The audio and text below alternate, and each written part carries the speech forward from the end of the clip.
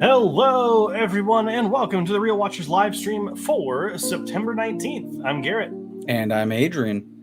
And as always, we are your hosts for the evening. How's everyone doing out there tonight? Adrian, how have you been over the last week? I've been good. Finally, things are lightening up at work, so that's been real positive for me. So it's been a good week. Good week. Awesome. I feel like work's picked up a little bit for me over this the last couple of days, so it's kind of unfortunately the opposite of what you're going through. But hey, it happens. We're getting into the holiday time of year, so things are going to be happening pretty quickly. So, but how's everyone doing out there? Hope you're all doing well. Before we jump into our stories for today, we actually have more stories than we've had in the last couple of weeks. So, some pretty fun stuff. Strap in. But let's go ahead and let's dive into the main story for today. And that would be first reactions for the upcoming sci-fi film The Creator are in. And early reactions are showing that the film is a masterpiece. Not only are people calling this the best movie of 2023, they are calling it a sci-fi film to be held up next to Star Wars, Aliens, and Terminator 2 as one of the best of all time. Which is very high praise. Totally. I love that, and I don't at the same time. This is just my kind of like hate that we always have to relate things to the past. Like, I get it. They're saying that it's one of the greatest of all time. I also love that it's that because it's a new IP. Like, that's why it's so good, because someone put time and money into making something real that isn't based off of some other piece of content. So I hope that Hollywood takes note of this success when it actually lands and becomes large. I think it should be a turning of the tide for the industry and what focus should be on. Yeah, and I'm just hoping that this positive word of mouth will help drive people into the theater, because I think that, you know, honestly, I think when we first saw the trailers, we both have thought this movie looks good from the trailers from the beginning. Yeah. And you know, I think that it's one of those movies that could be really good, but really just doesn't do well at the box office.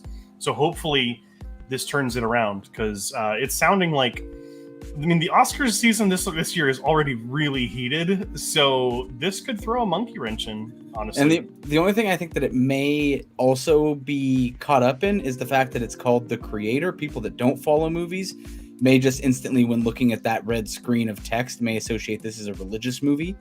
Just like right off the bat. It's obviously not that at all, but I feel like that may be a deterrent as well for people that don't know what they're going to go see that day. It doesn't say like AI action, like it's called The Creator, and it may sway people the other way. You know, I'm sure it's going to have some sort of spiritual or metaphysical like themes to it, for sure. But I don't. Yeah, it's definitely not in that vein at all. But yeah, very excited for this, and we're 10 days away. It comes out next Friday, so I know. I will probably be going Thursday night at midnight for this one if it's really going to be that good. Nice. In predictable news, I think we called this one, Elemental beats Little Mermaid for most viewed Disney Plus premiere of 2023. This record previously held, obviously, by Little Mermaid just a few weeks ago, and Elemental coming in and squashing it. So just kind of expected. I mean, it's a Pixar movie. A lot of people didn't see it in theaters, but it actually had like a resurgence towards its last kind of end of life. So it kind of makes sense that it surged on Disney Plus. So no surprises to me. Yeah, I mean, I completely forgot it came out. Was it last week when we said that it was coming out? So I'm definitely going to be checking this out this week with Little Mermaid. I still haven't seen Little Mermaid yet. And leading into the next one, actually, speaking of animated movies hitting streaming, Teenage Mutant Ninja Turtles Mutant Mayhem will be hitting Paramount Plus today. For anyone who wanted to see it but didn't have the chance to go see it in theaters. Looks feels like a fast jump. Honestly, it kind of, I don't want to say it nosedived at the box office. It was still a success, but it just kind of tapered off in a really busy season. So, I think honestly, I think hitting streaming quick as possible is a good thing. Like, if it leaves theaters, give it a week, maybe two, then release it on streaming. Like, don't wait 60 days or whatever. People want to see it, but they don't. Maybe some days they just want to go to the theater. So, fair enough. But yeah, Moving on, Deadpool 3 rumors indicate that Channing Tatum to play Gambit. This one I think has been rumored for quite a while and desired by the fans for quite a bit. So I think they're just on Deadpool 3, super self-aware movie and production. So I imagine they're just playing into the rumor mill because that's what's fun. Absolutely. And I mean, the Channing Tatum Gambit movie was speculated and was announced a while ago and then was canceled for whatever reason. And so I think this is kind of, again, pleasing the fans and the kind of like, what's his name? The guy who directed A Quiet Place and was on The Office. John Krasinski. Like having him as Mr. Fantastic. I think it's going to be a way to kind of appease the fans and kind of play into what we wanted the whole time. Totally. So... in some interesting news, things I didn't expect to hear today for 300. Paranormal Activity is going to be turning into a stage play. Now, I'm actually intrigued by this 100%. because doing horror in a theater setting, there are opportunities to do things that are just like outside the realm of possibility for like it's such an interesting idea, and I don't know how they're going to do it. Oh, I have no idea how, and I don't want to know, but I want to go. I want those things to happen to me. Absolutely. And I think, it'd probably be one of those things where it won't leave, New York for a while. So you're probably going to have to fly to New York to go see it. That's fine. Hey, that sounds like it's going to be awesome. Yeah, I think with the success of kind of the onstage trickery that, Cursed Child had, with kind of being able to perform all that stuff, I think that probably led a lot into this of like, oh, we can totally like flip kind of the genre on its head and do something actually scary. And with a live audience and actors in black morph suits walking the aisles and scaring people, I mean, there's some really cool stuff you could do. Hidden speakers underneath seats that people don't know where they are, and there's a lot you could do with like live action visual. And I mean, even just like screams coming from behind you. Mm-hmm. Like someone in the audience being a part of the play and just standing up in the middle like they're possessed or something. Like you could do so much cool stuff. There's a lot of possibility with it. So very excited with that. And then Blumhouse is the one that's literally leading the production on this. And I got to hand it to Blumhouse. They're really pushing their properties and they're pushing some envelopes forward. So good on them. They got their hand in all the cookie jars. But moving right along, visual effects company DNEG is asking its employees % pay cut or join a loan scheme. This is pretty big news. You've definitely heard them. I see in the notes from they did Dune. A lot of you are probably familiar with like ILM. This is like another version of that studio that just kind of is a production house. And this is pretty crazy. For a company to ask its employees is pretty wild for both questions. And I'm pretty shocked to hear that. Well, this is why VFX workers have voted to unionize. So, hopefully you can avoid things like this. But it's nuts to take 20 to 25% of your pay cut or to join into a loan scheme through the company, which is essentially you're paying more over a longer period of time. It's nuts. Yeah. The fact that there's not a lawsuit already in motion is like, I haven't heard anything about a lawsuit yet, but that is ridiculous. Jumping back from the horror of unions and abusing workers, we jump into the horror of the X and Pearl series. The next film, Maxine, the sequel to X and Pearl, is confirmed to be a slasher murder mystery, which is quite the thematic change from X and Pearl. And I mean, it almost feels like a natural progression, though, to be honest. It kind of does. And I think if you do it in a way where you can kind of mimic Scream, but not obviously like Scream is a little bit of a murder mystery in some regards. At least that's how I like to watch them. You could, and you take it more seriously. Obviously, Scream is very meta. This has the ability to prove very interesting. Yeah, and I think it's cool too with both of the prequels. It does lead into this.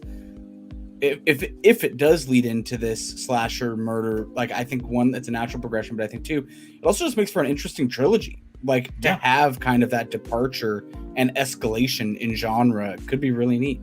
Yeah, I mean, it's kind of the capstone, right? Because X was a kind of that standard loving tribute to Texas Chainsaw Massacre. Then you had Pearl, which was a more in-depth personal, like almost like a biography, not like that, I guess, but like a more personal story about the killer. Yeah. And then now jumping back to the main character from X is just going to be a really interesting ride. So Yeah. really excited for it. Speaking of being excited for things and not this, Chris Pine's directorial debut, The Pool Man, said to be one of the year's worst films. That's crazy. I didn't even read the end of that sentence before I said that. I was just not psyched to hear that Chris Pine was directing. Yeah, apparently it just debuted at the Toronto International Film Festival and people were walking out. Wow. Which is not good news for Mr. Pine. Which means that I'm sure someone out there is going to enjoy this movie and think it's the best thing they've ever seen. It's going to be a cult classic for sure. I'm sure it'll... well, it depends. We'll see. Because you never know. But yeah, that's really unfortunate news for Mr. Do we know Pine. if it's about a water pool or billiards? Let's find out. Because I actually don't know really anything about the movie. Let's see here. Let's see. Follows a hapless dreamer and would-be philosopher who spends his days looking after the pool of the Tahitian Tiki apartment block in sunny LA. When he uncovers the greatest water heist, he does what he can to protect his precious LA. I'll be honest, that sounds like a bad movie. It sounds terrible. Yeah. Doesn't But Danny sound DeVito's good. in it. I don't know if that saves it for anyone. Oh, man. Well, I mean, hopefully he can direct something better after this. That's all I can say. Final Destination. Well, I'll read you back to back. Yeah. Final Destination 6, which we had already reported on, is ready to start filming as soon as the strikes are over. Has reportedly added Tony Todd to its cast, who hasn't been in the franchise for, I think, at least 2 or 3 films. I think was his last one. Yeah, 3 or 4. I think so, yeah. But he was obviously the original Undertaker character, and now hopefully he'll be coming back, which is awesome, because he's also going to be playing Venom in the upcoming Spider-Man 2 game, and also returned for Candyman 2 years ago. So, hey, give Tony Todd more stuff. Yeah. In Taylor Swift news, fans can apparently rent out private theaters to watch the Eras Tour movie. Fun fact, you can do this for any movie. At any point, you can rent out the theater, but apparently it's actually taking up a lot of steam for Taylor Swift fans, and it's kind of becoming a widespread trend to do. So, pretty fun. Yep. I have nothing else to add to that one, so moving right along. Actually, before I do have something to add to that, it's interesting because I bet renting out this movie theater, as opposed to other films, is a more expensive rent out because of the price per ticket being so high. So that is a news that it is probably the most expensive rent out ever. Yeah, I mean, probably it depends. It probably varies from theater to theater how many seats there are and stuff. So, but I mean, if the base is $18.90 or $19.89, and then you have like the 4K whatever loungers, that adds like $7 to that. You're looking at like a $28 ticket. Times X amount. I mean, crazy. That's just nuts. Anyhow, moving right along, Criterion is going to be adding 3 movies to its collection this upcoming December. 2 lesser known, but kind of like art house films. But the big one is Guillermo del Toro's Pinocchio, which I believe is one of the first, if not the first, Netflix movie in the Criterion collection. I think Roma is also in there, actually, now that I'm thinking about it. But this is huge. Giant. I mean, you never really see a movie come out this quickly added to the collection. It's very rare. Yeah, I think it quickly developed its own like cult following and fans. I think it was really, the people that did watch it really liked it. It was such a different take and such a masterclass in animation and directing that, I mean, it makes sense. I'm stoked to see the Blu-ray cover the case for this one. I can't honestly imagine. If it's a way to purchase the movie, I'm totally down for it. You know, and that's a great point. And it supports more of Guillermo del Toro. So that's a great point. Hey.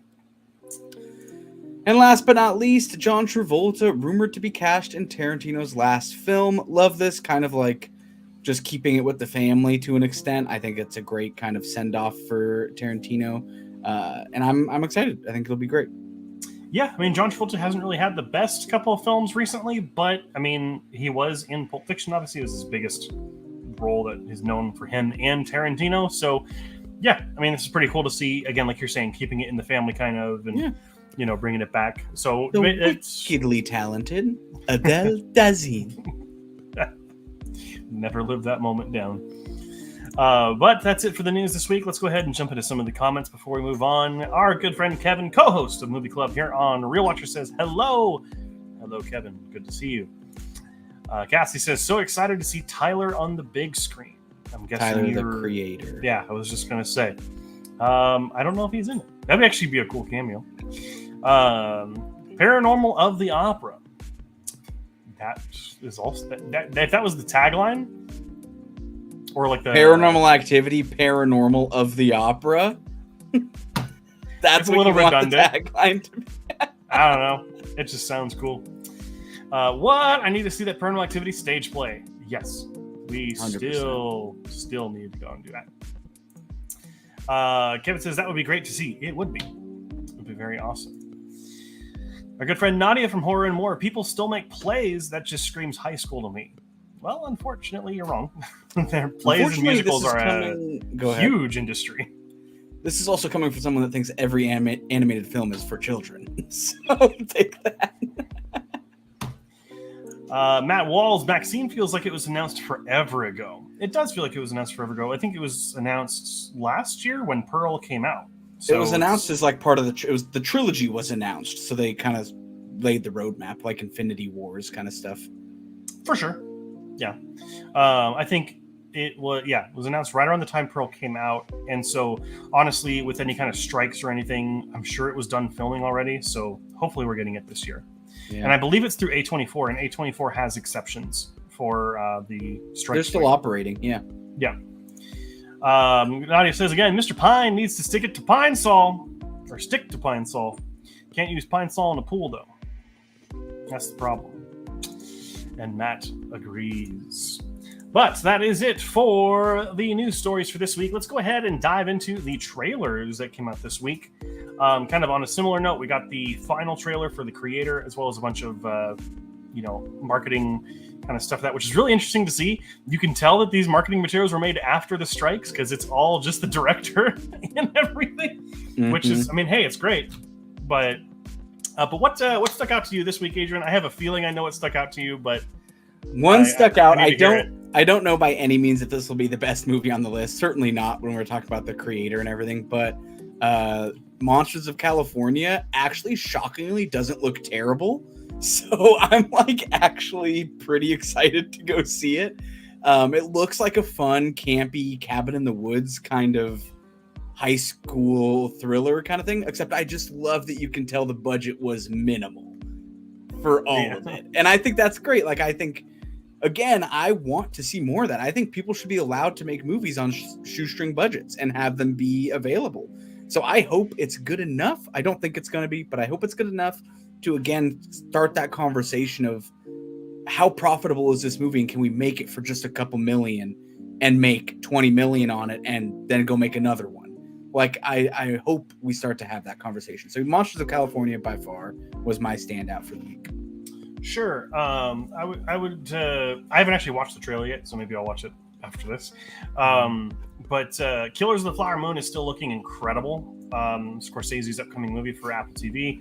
Probably going to be, it's one of the Oscar frontrunners, but we'll see when The Creator comes out. I'm tired of that trailer, I'll tell you that. Which one? The Killers of the Flower Moon.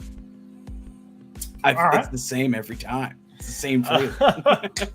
But the thing that stuck out to me really this week is an indie movie called Divinity, which looks unlike anything I've ever seen before. It actually looks like it was made years ago, and we're only just getting to see it now. So very excited for that one. I think it looks very unique. And then Aquaman doesn't really look that good. No, unfortunately not. As expected. A lot of the articles I saw online were like, hey, Aquaman trailer released, but who cares? It's bad. That's what their tagline is. Aquaman 2. Who cares? Yeah, because DC is like giving up at this point. Yeah. Let's go ahead and move on really quickly to my little review corner. I didn't get to watch that many movies this week just because of other things that came up. But the ones I did get to watch were Captain America: The First Avenger from 2011. Gave it a 70 out of 100. Said as Cap's first film goes, this is pretty good. It definitely has a different feel and tone than a lot of the other MCU films, and that can be for better or for worse.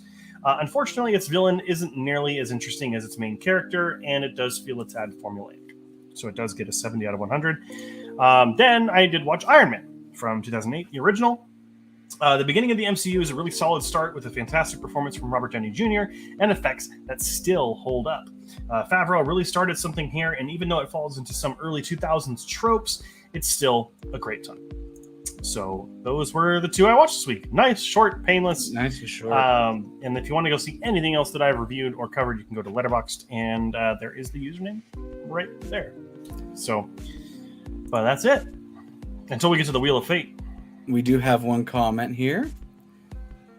And it's so funny that you say that, Zach. Monsters of California is a great band name because it's directed and produced by Tom DeLonge of Blink-182. So what a great comment for that film.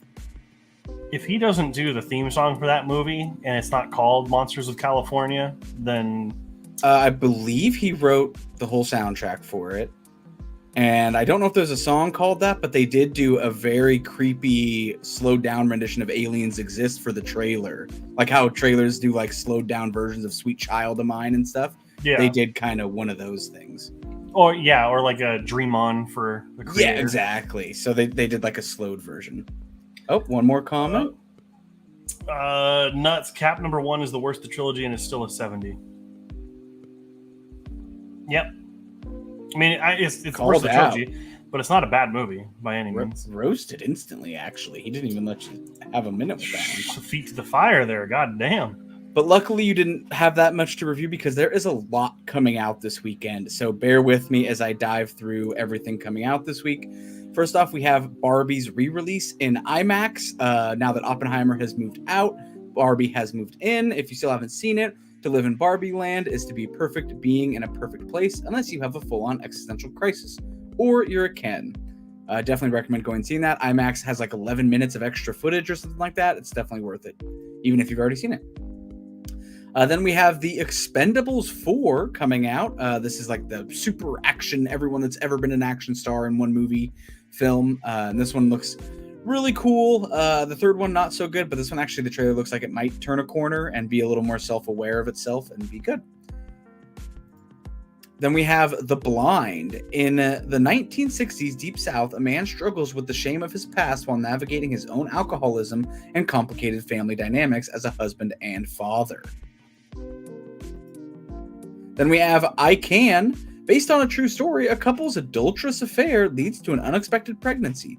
They leave their spouses to begin a new life together, but their daughter, Caitlin, is born with a birth defect. Enjoy that. Then we have Flora and Son coming out on Apple TV+. It follows Flora, a single mom who is at war with her son, Max. Trying to find a hobby for Max, she rescues a guitar from a dumpster and finds that one person's trash can be family salvation. That one's coming out to Apple TV. Then we have Man on the Run, is a definitive accounting of the 1MBD saga and the indictment of the global capitalist system and its inability to regulate itself in the face of avarice and corruption. That's a big one coming out this Friday to limited release. We have Condition of Return. A church-going woman makes a heinous deal with the devil in order to save her soul. Coming out to limited release as well. The caption for this one is, "Be careful what you wish for." Then we have The Great Indian Family. Sudden developments send a man's family into turmoil. This one looks super fun, actually. This one comes out on Friday to limited release. Then we have It Lives Inside by Neon. Doing really well so far. Sam, an Indian-American teen, lives in an idyllic suburb with her conservative mother and her assimilated father. Sam's cultural insecurities grow due to her estranged friend Tamira, who mysteriously carries around an empty mason jar all the time. This is by the producers of Get Out. Not the director, but by the producers, so definitely looking like it's going to be pretty good. Then we have Relax, I'm from the Future, with no info on it, but it is a comedy sci-fi movie. Then we have Stop Making Sense from A24, the 4K remaster or restoration. Considered by critics as the greatest concert film of all time, the live performance was shot over the course of 3 nights in Hollywood's Pantages Theater in December of 1983 and features Talking Heads' most memorable songs. Then we have Howl's Moving Castle Fathom events coming out this weekend. If you haven't seen Howl's Moving Castle by Hayao Miyazaki and Studio Ghibli, definitely go check this out in theaters. This will be a great experience. One of the better ones for sure. And then last but not least, we have The Job of Songs. Tourists flock to the west coast of Ireland to take in breathtaking cliffs of Moher, but the real treasure lies in the soulful acoustic sounds wafting out of pubs and living rooms in Doolin, County Clare. The denizens of this unspoiled coastal village of tight-knit neighbors and unlocked doors revel in the passion and history of their traditional folk songs, using music as a thread through generations to create community, connection, and joy. This one is coming straight to video on demand, but it is a pretty large independent film by Independent, so make sure to check that out. All right, that's a lot of stuff coming out this week. Holy moly.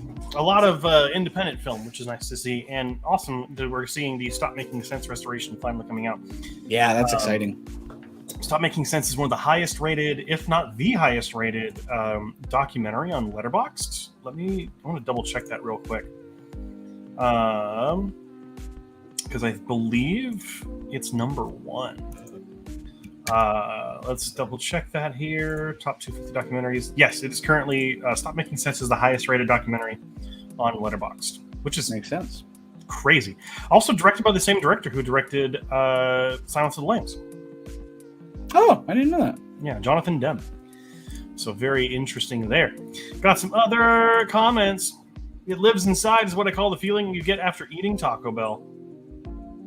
That's true. Yeah, can confirm. But Taco Bell's so good. Matt Walls. Howl's Moving Castle is a good one. Absolutely. It is one of the few Ghibli movies I have not seen yet. Well, now you can in theaters. I can in theaters, yes. Alrighty. And that's it for the updated comments. Let's go ahead. That's enough about what's coming out this weekend. Let's talk about last weekend. I always screw that up. I don't know why. But let's go ahead and talk box office numbers. Coming in at first place was The Nun 2, bringing in $14.5 million. Just lagging behind at second place is A Haunting in Venice with $14.3 million, literally $200,000 differentiating the two of those. In third place, The Equalizer 3, falling to $7.2 million. My Big Fat Greek Wedding 3, opening second weekend at $4.8 million. And in fifth place, Barbie, still hanging in from July at $3.8 million. Crazy. And with the IMAX release this weekend, I think you're going to see a big bump. So crazy. Really awesome stuff there. And it'll be interesting to see after this weekend what hits the top and what kind of fades away. A lot coming out, yeah. So, music has changed. That means it's time for the Wheel of Fate. Everyone make sure to go ahead and get in any suggestions that you have for movies for me to watch over the next week. And next week on the show, I will go over what I think of them. Go ahead and get those in. You can, since there are 5 people watching, it looks like, you can put as many as you want. We don't care. I mean, obviously within reason. Don't put like 300 things because we're not going to be able to type them all in time. But let's go ahead and go over the movies that were talked about last week on the show. And we'll go ahead and go with Good Morning Vietnam first. The 1987 film. Gave it a 62 out of 100. I said that I think the film falls a little thin when you take out Robin Williams. It's not that interesting of a plot. The side characters aren't memorable, and the ending leaves a bit to be desired. But the film's heart and soul is Williams and his improv, but it's just not enough to raise the film above mediocrity, in my opinion. I just think it's one of the weaker Williams films, but one of his better performances. It's kind of an odd, duality there. And then finally, the long-awaited appearance of Ponyo, the movie that was selected for me to watch this week. Obviously the Hayao Miyazaki film. I gave it a 79 out of 100. I think Ponyo is at both times a beauty and an oddity. It's gorgeously animated, as is most of Miyazaki's work, and the entire film has a heartfelt and sincere tone to it. I do think the film's story gets a little too quirky for its own good, but not by much, and it's still a spectacle of a film. It's a very good-looking film. I would definitely say it's a little quirky for people who haven't seen a Miyazaki film before. I would definitely start with something like Princess Mononoke or Spirited Away to definitely kind of ease you into it, because Ponyo's a little crazier in terms of its visuals and its story. So make sure you go ahead and get those comments in. Looks like we have a healthy number of them already. They kind of just came flooding in. They always do. Once the floodgates open, it's just, we just get it out there. Alrighty, make sure you get those not subscriptions. That'd be great. Please subscribe, but get those recommendations in, and we'll get them into the wheel.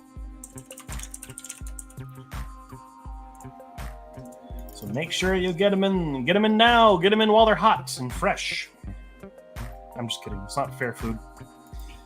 Any interesting movies you think in there, Adrian? Anything that is, you don't have to say what it is, but anything that's standing out? There's some good ones. Okay. Definitely excited. Let's go ahead and give it another 30 seconds or so. Sorry, yeah, I'm just still typing. Wow, we hit 20. Unless that's including any comments, but 20 seconds to get those recommendations in to get into the Wheel of Fate.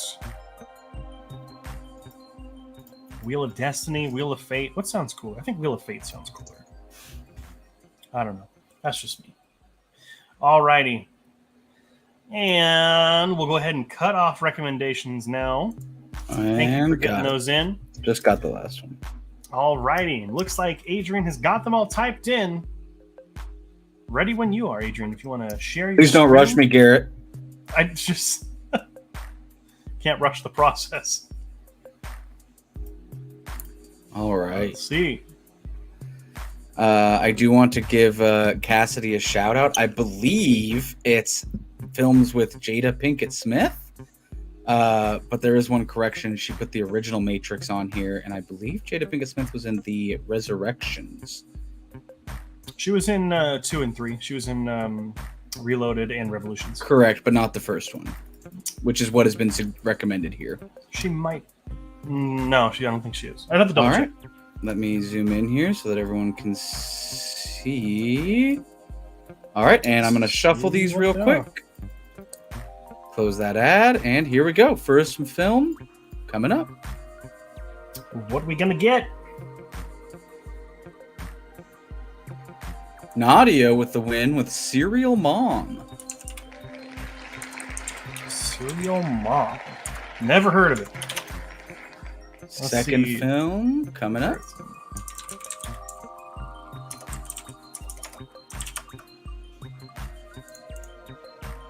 And I believe Nadia or Kevin again, or someone, but Possession, the 2012 movie.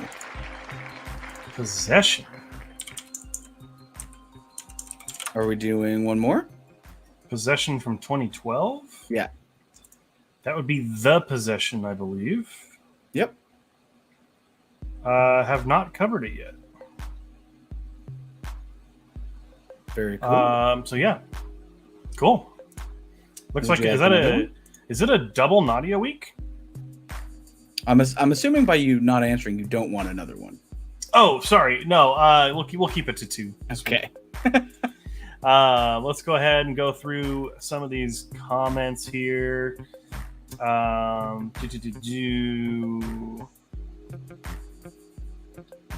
Let's see. Cassidy, I've already covered Scream 2. It is on there. Kevin, I have covered Isle of Dogs already. And Cassidy, we covered Collateral last week. So, good there. Alrighty. And Adrian had it on the screen. Ponyo is in that My Neighbor Totoro realm of Studio Ghibli movies. Family, kid-friendly, but My Neighbor is better. I don't think Adrian would agree with that. I know Ponyo is one of your favorites, right? Yeah, Ponyo is one of my favorites, but also My Neighbor Totoro is one of my lower ones, actually. I found it really tedious. So I'd probably rather watch Howl's Moving Castle than My Neighbor Totoro for sure. Interesting. Getting some drama here on the stream. No, I'm just kidding. I think that My Neighbor Totoro is a little bit better. because I think at least it has more of an emotional core to it. As far as Ponyo, Ponyo just kind of feels like a whimsical film, and I think there's nothing wrong with that by any means. It's just, for me, I'd rather have like that kind of, you know, I'm a man. I'll admit that I like to cry when I watch movies every once in a while. So, Nadia says, finally, yes, it's a double Nadia week. Ding, ding. So, our friend Joey Tarzan remembering Harambe. That was the one where they got married, right? It was really ahead of its time. Yeah. Kevin says, go! Boo! I don't know if you're booing her, but I'm guessing you're saying go boo. Double dose of Nadissel the Missile. Yep. Thank you for yeah. I think we were talking about this one time when we were playing Xbox at some point, and she's like, I want the day where I get both of them. And hey, it's finally here. Here it is.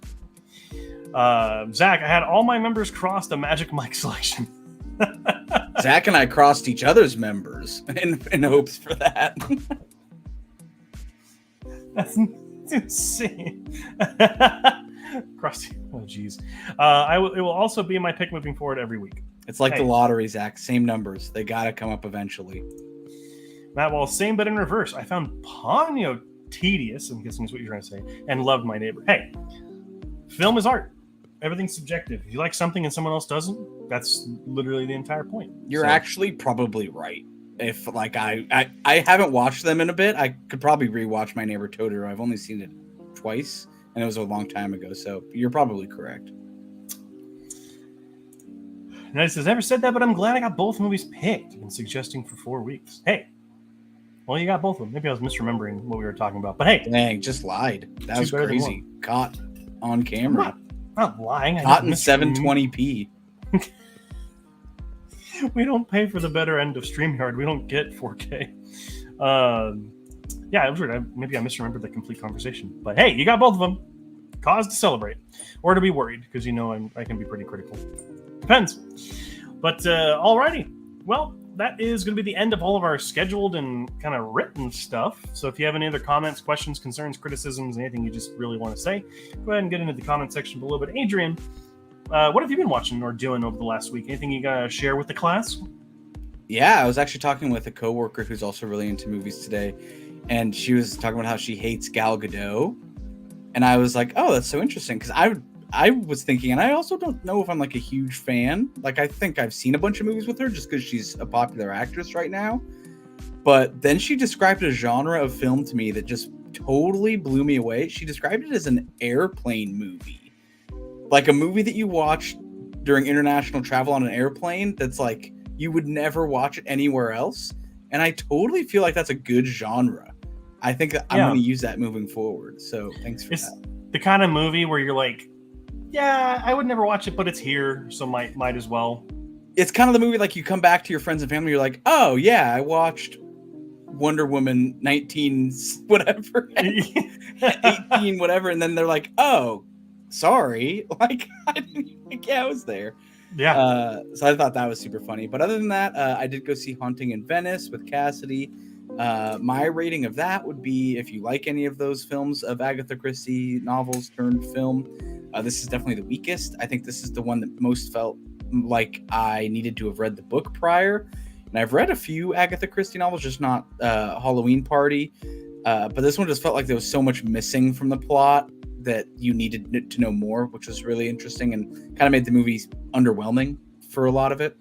And then I also started playing Children of Morta on Game Pass, which is a really cool, like die, kind of like Hades, like die and repeat kind of game, but really, really well done and masterfully told through narration. And that's been really, really fun. So cool. That's what I'm doing. Let's go ahead and get some comments here before I jump in. Matt Wall said, watched and finished The Last of Us TV show. Can't wait for season 2. Cannot agree more. Yeah. Last of Us show was one of the best TV shows of this year. And way better than the game, in my opinion. I think because it was more concise and it was more focused. Definitely really enjoyed that show. And last night I watched, I'm guessing you're saying both of the Spider-Man Miles Morales movies. So the Across the Spider-Verse and Into the Spider-Verse, 2 incredible animated films. Really, really, really good stuff. Bold of Zach to just assume Garrett hasn't watched and rated all the Magical Michaels.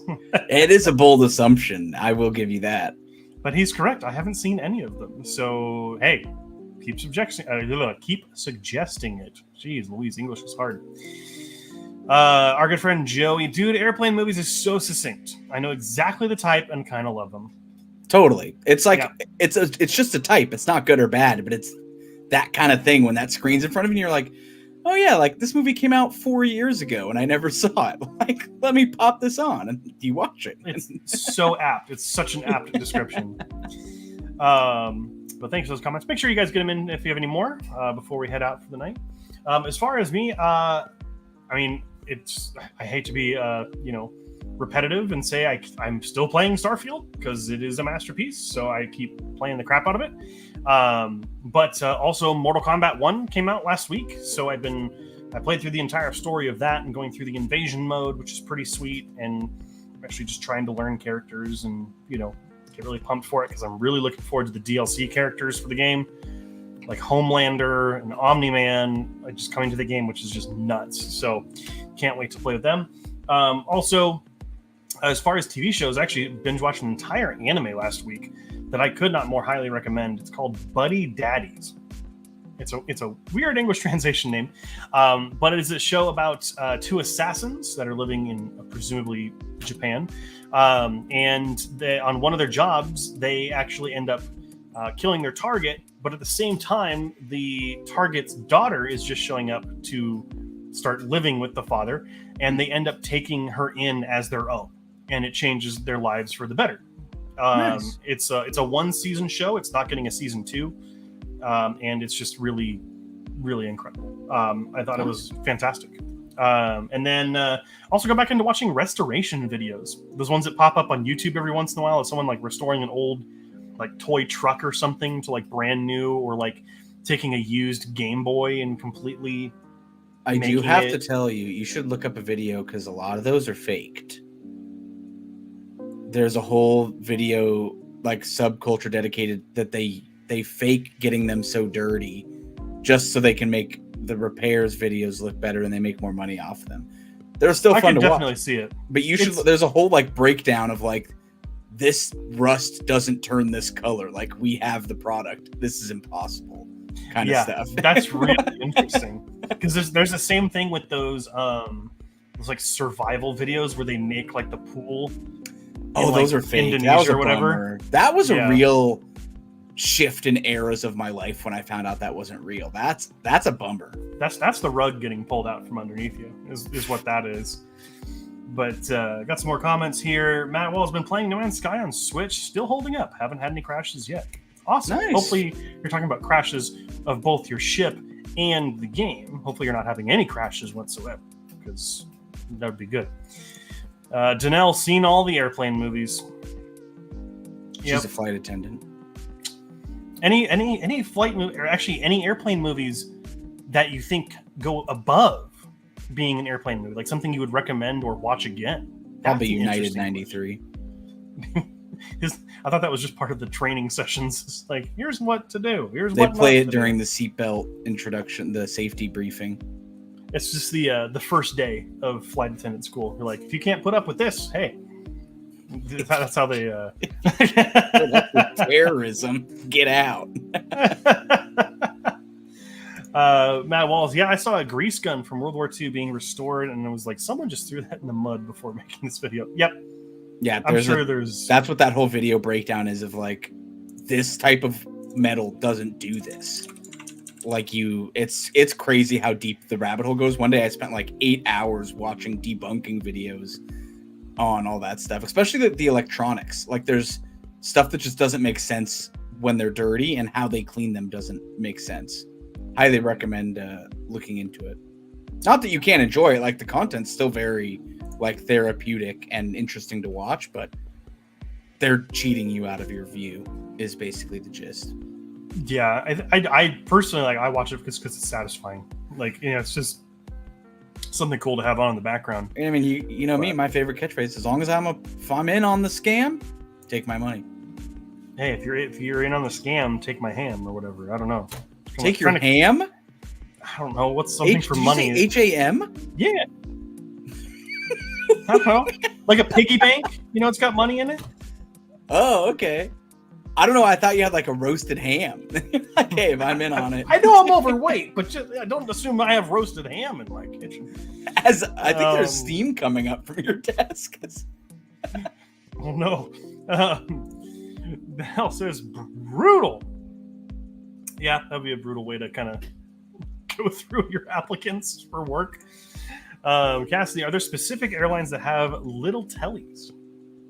I don't know which airline the Teletubbies fly on. I don't know if that's where that was going, but that was great. Our plane has changed course on that one. Joey, the United Safety video is goated. Go look it up and look for dinosaur Easter egg cameos. Dinosaur Easter egg cameos? Okay. I like that. His next comment makes me think that none of it's real. Why?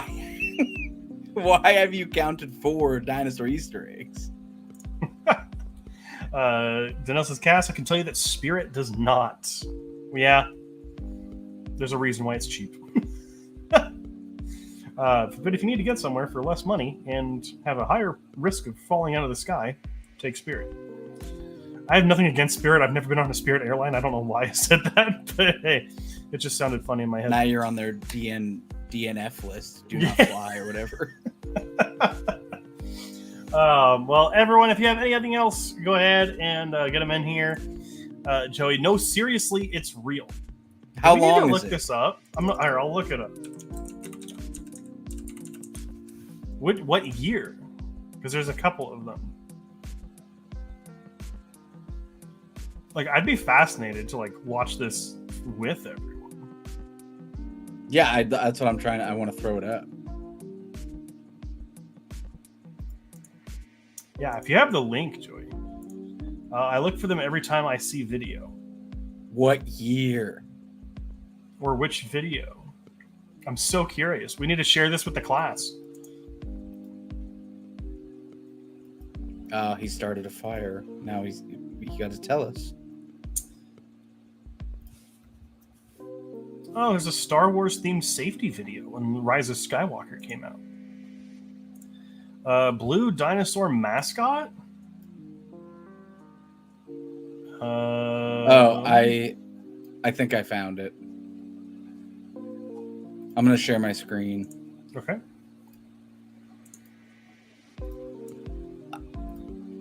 I'd really like everyone to not pay attention to my watch of 1 hour of silence occasionally interrupted.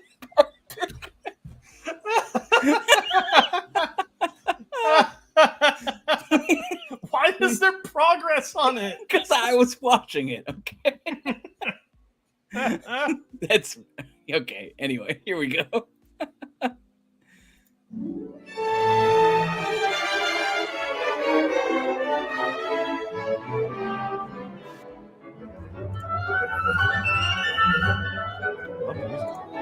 Welcome.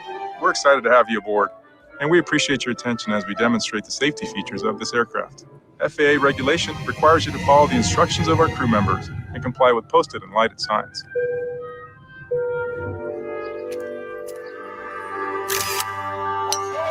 It's important to have your seatbelt on at all times.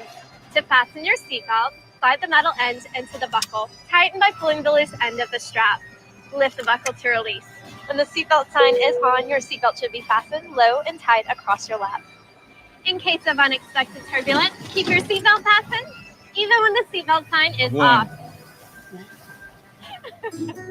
Please take a moment to I like look how they're around just in left order in to a lap. familiarize yourself with the aircraft. This Boeing 787 has 8 exit doors, 4 on each side of the aircraft. If the doors are opened in an emergency, slide rafts will automatically inflate. In a water landing, slide rafts detach from the aircraft and are used as life rafts. All 8 exits are marked with overhead signs. As you locate the 2 exits nearest your seat, remember, they may be behind you. Got it. If you're seated in an exit row, you may be asked to assist the crew during an evacuation. If you're unable or I love uncomfortable, this. please ask a flight attendant to be moved. If you must evacuate the aircraft, Exit path lights on or near the floor will illuminate and guide you to the exit. Where'd he go? Look for a changing color or an exit sign to indicate you've reached an exit. Leave all carry-on bags behind. Babe? Please refer to the safety card near your seat for the operation of the exit doors on this aircraft. If necessary, an oxygen mask will drop from above your seat. Ow! If a strap appears, pull down on the strap to access your mask. Firmly pull the mask to extend the tubing. Place the mask over your nose and mouth and slip the band over your head. The band does not require adjustment. To start the flow of oxygen, breathe normally. Make sure your mask is secure before helping others. Meanwhile, Should you need it, you'll find a life vest equipped with a water-activated light under or near your seat. When directed, pull the tab to remove the pouch. Tear open the pouch, remove, and then fold the vest. Slip it over your head, wrap the belt around your waist, and secure it to the buckle in front. Pull the loose end to tighten. Inflate your vest just prior to exiting the aircraft by pulling down sharply on the red tab. You can also inflate the vest by blowing into the tube.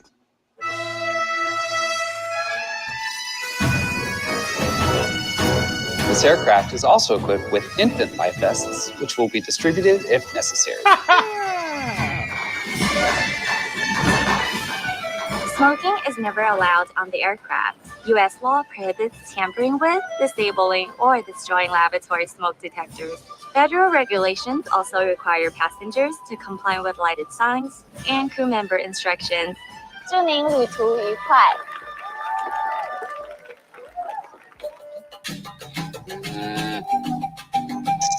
Make sure you've switched all smartphones, tablets, and e-readers to airplane mode. For taxi takeoff and landing, large electronic devices must be turned off and stowed. I love taking my For computer and international watching Feature. destinations, your flight attendants will advise you if it's necessary to turn off and stow your device.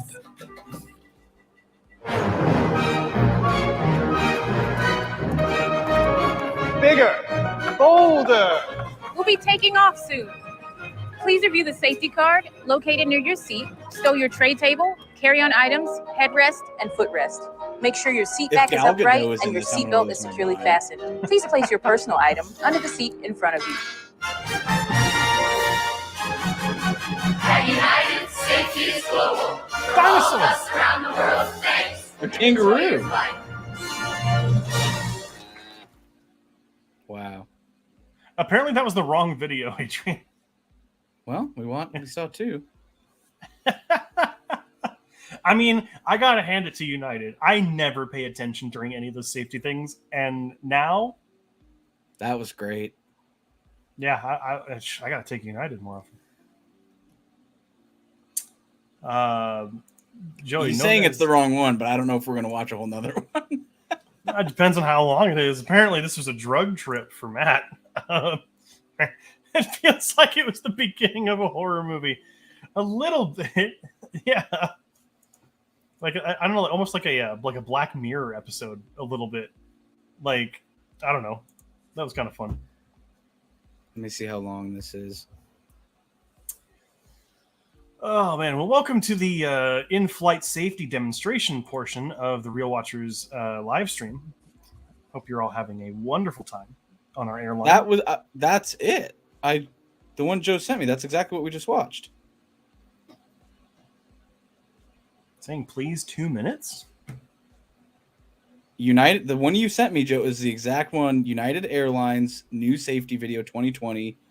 That's what we just watched. Don't know what to tell you. Don't know what to tell you, Joe. The one you sent is that one. Well, that's a wrap on that. In a crazy way to end the show tonight. If you have any other comments, questions, concerns, criticisms, go ahead and get them into the comments section.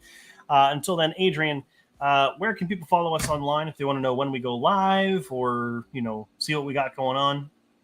That is going to be Real Watchers, ReelWatchers. Pretty much anywhere you can find us. Real quick, I'm looking at the duration of the video you sent me, Joe. It's the exact same, posted at the exact same time from the exact same account. So he said that the other one was different. If you're here on YouTube, go ahead and like and subscribe. We do post we go live every Tuesday at 7 p.m. We also have Real Watchers Movie Club that posts every Friday, which is a great way to go in depth on the IMDb top 200 movies of all time. And then Garrett also does a lot of video essays about film that are really well received and really, really interesting. So make sure to subscribe for that. We also do stream on Twitch every Tuesday. That's more just for our live streams, but you can also, if you're watching us there, make sure to follow. And yeah, Real Watchers, REELWATCHERS. That is absolutely correct. With Movie Club, our newest episode coming out this week, we'll be covering 12 Angry Men, the classic 1956, I want to say, courtroom drama film. It's a very, very good film, so make sure you listen out for that video. The week after that, I will give you a hint. We talked about the movie during this podcast, this live stream that we are covering next week. I know we said the movie by name, so make sure you're on the lookout for that. Before we end, Danelle, that was the best stream conclusion. You're very welcome. It was the least we could do was playing a safety video. Make sure you all follow those safety instructions whenever you take a flight on Real Watchers Airlines. And Cassidy, bring out the dancing airplane dinosaurs. I wish we could. We watched the one that was sent. We watched that exact same one, so I don't know. I don't know what to tell you. I wish there was dancing airplanes and more dinosaurs, but that's all we got. I gotta see if I can find. If I'm just gonna type in dinosaur, like United Airlines dinosaur. There's a dragon commercial. That looks kind of cool. There was a dragon, not a real one, but a dancing dragon in the last one. I don't see anything, Joey. I don't know. Okay. Joe sent me literally the exact same thing with the same amount of views. I don't know what to... I mean, let me see. It's exactly the same. I'll share my screen for you, Joe, and then we're just ending it because this is the same thing. Now it's just getting pedantic. Look at what you sent me. I don't even know how to share my phone, or I can do this. Can you see my screen? Yeah, we can see your screen. I think this is all just it's all a ruse to get 1 hour of silence interrupted by Pikmin. Yeah, okay, we can do that. We'll do it. That's how we end the stream.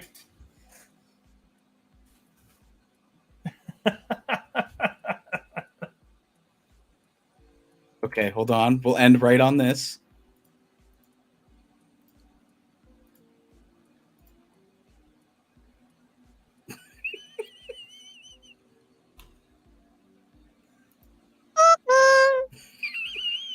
That's the whole thing. On that note, I see our streams hit a high in viewers right as we're about to end, but thank you so much for joining us this week. We'll be back next week on Tuesday at 7 p.m. Pacific Standard Time. Same place, same time. And until then, keep your eyes on the screen or on the safety video for United Airlines. Either one. Either one.